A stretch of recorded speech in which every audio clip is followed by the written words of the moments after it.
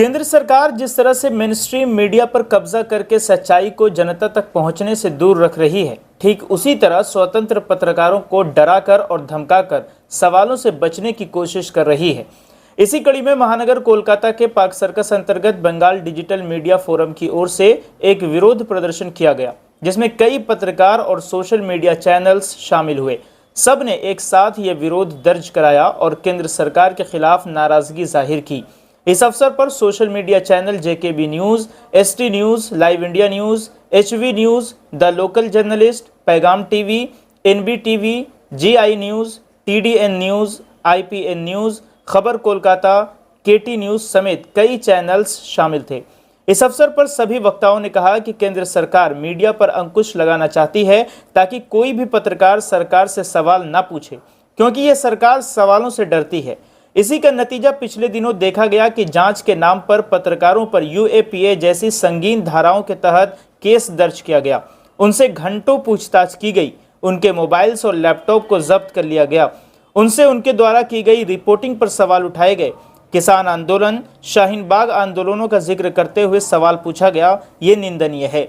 आपको बता दें कि ये जर्नलिस्ट हमेशा सरकार से सवाल पूछते हैं और यही कारण है कि ये सरकार की नज़र में खटकते हैं। बंगाल डिजिटल मीडिया फोरम आज जो ये प्रोटेस्ट कर रही है, जिस तरह से दिल्ली में बर्बरियत सेंट्रल गवर्नमेंट ने की है, दिल्ली पुलिस ने की है, उसके अगेंस्ट में हम लोगों ने ये प्रोटेस्ट किया है कि जो जर्नलिस्ट है उनके ऊपर जो है इस तरह से जो है रेड किया गया, उनको हरासमेंट किया गया। इस वजह कर हम लोग आज ये कोलकाता की सरजमीन पार्क सर्कस मैदान के अपोजिट में हम लोग ये प्रोटेस्ट करते हैं कि इस तरह से बर्बरियत नहीं होनी चाहिए।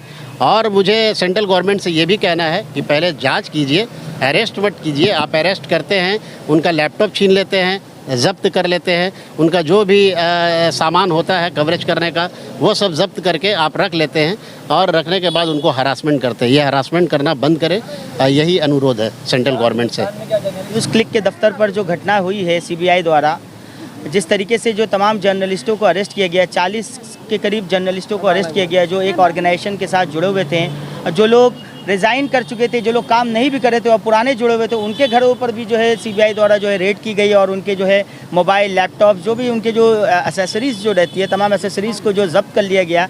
ये सरासर इल्लीगल है, इस तरीके से जो है ज़ब्त नहीं किया जा सकता। और पहली बात, गवर्नमेंट इस चीज़ कोई भी किसी भी ऑर्गेनाइजेशन द्वारा अगर किसी भी तरीके की जो गलत हुई है, दुर्नीति हुई है या कुछ भी गलत हुआ है तो उसके खिलाफ इन्वेस्टिगेशन होना चाहिए। यूएपीए एक्ट, जिस तरीके से जो ये ड्रैकोनियन जो लॉ है, टेरर लॉ, ये टेरर लॉ एक जर्नलिस्ट, एक ऑर्गेनाइजेशंस के ऊपर लगा दिया जाना और ऐसे ऐसे जर्नलिस्टों के ऊपर एक टेरर लॉ लगा देना जो कि जो है खुले तौर पर जो है आज सेंट्रल गवर्नमेंट की जो मुखालफत में जो है बातें करती है, एंटी इस्टेब्लिशमेंट जो न्यूज़ करती है और उनके खिलाफ इस तरीके के जो है यूएपीए एक्ट लगाना और जर्नलिस्टों को जो है घरों पर हाउस अरेस्ट करके रखना, ये सरासर गलत है। जिस तरीके से जो है ग्लोबली 180 कंट्रीज़ के अंदर जो है 161 रैंकिंग है आज इंडियन मीडिया का, पूरे ग्लोबली रैंकिंग में देखा जाए तो आप इससे अंदाज़ लगा सकते हैं जिस तरीके की जो कार्रवाई की जा रही है और जो है आवाज़ों को जो है दबाने की कोशिश की जा रही है। मीडिया जो कि फोर्थ पिलर कहा जाता है डेमोक्रेसी का, और इस फोर्थ पिलर को है जिस तरीके से जो है गवर्नमेंट द्वारा जो है दबाने की कोशिश की जा रही है। इसके मुखालिफत में जो है आज बंगाल डिजिटल मीडिया फोरम ने जो है आज एहतजाज साइलेंट प्रोटेस्ट रखा है। इमरजेंसी की बात की जाती है, हमने देखा नहीं है लेकिन पढ़ा है, तो उस वक्त डिक्लेयर्ड इमरजेंसी थी, अभी तो अनडिक्लेयर्ड है कोई नहीं। लेकिन ये जो है ये जर्नलिज्म पर आघात नहीं है, ये डेमोक्रेसी पर आघात है, डेमोक्रेसी पर हमला है। अगर आप जर्नलिज्म को ख़त्म कर दीजिएगा, क्योंकि जर्नलिज्म जो है लोगों को क्या सही है, क्या गलत है, क्या ज़माने में हो रहा है वो बताता है, उस पर रोक लगाने की कोशिश की जा रही है। लोगों के आँख, नाक, कान को बंद करने की कोशिश, लोग देखे नहीं, सुने नहीं, बोले नहीं, उस पर रोक लगाने की कोशिश की जाए। अगर ये एक रोक कामयाब हो गया, अगर सरकार इसमें कामयाब होगी, ये देश जो ना एक पिंजड़ा बन जाएगा, एक पिंजड़ा बन जाएगा। इस कोशिश को रोकना है। अभी कुछ लोग कहेंगे कि हम लोग मुट्ठी भर लोग हैं, लेकिन मुट्ठी जब बनती है ना तो ताकत बनती है। चंद लोग, ये हम लोगों ने आज जो भी किया है प्रतीकात्मक किया है। बहुत सारे लोग हैं, काम में लगे हुए हैं लोग जो हमारे साथ नहीं आ पाए, उनका समर्थन हमें हासिल है। लेकिन बहुत सारे लोग हैं, ये आवाज़ उठ रही है, पूरे हिंदुस्तान में आवाज़ उठ रही है, पूरे जगह जगह में प्रोटेस्ट हो रहा है। ये प्रोटेस्ट होना चाहिए।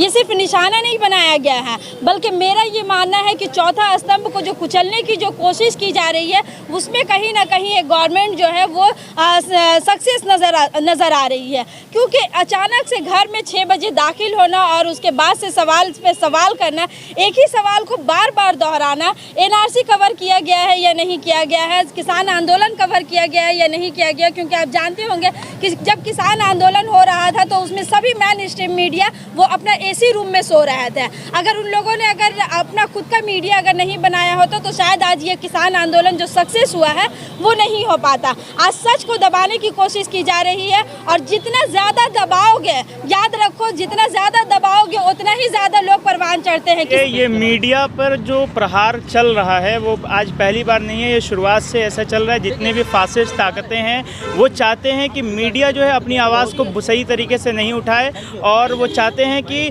मीडिया जब तक, जैसे मेन स्ट्रीम मीडिया को जिस तरह से ख़रीद लिया गया, वो चाहते हैं कि सोशल मीडिया और जो इंडिपेंडेंट जर्नलिस्ट है वो आज के दौर में वो भी गुलाम बन जाए।